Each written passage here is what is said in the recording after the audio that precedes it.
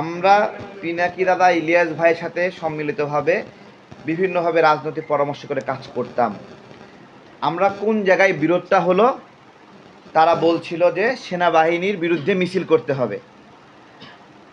বাংলাদেশের নাগরিকদেরকে জিজ্ঞাসা, সেনাবাহিনীর বিরুদ্ধে আমাদের এই মিছিলটা করা উচিত ছিল কি না বলেন। এই 24-এর গণ অভ্যুত্থানের পরে আমরা যে নিয়ন্ত্রণহীন হয়ে গিয়েছিলাম, সেই নিয়ন্ত্রণটা কে ফিরিয়ে এনেছে?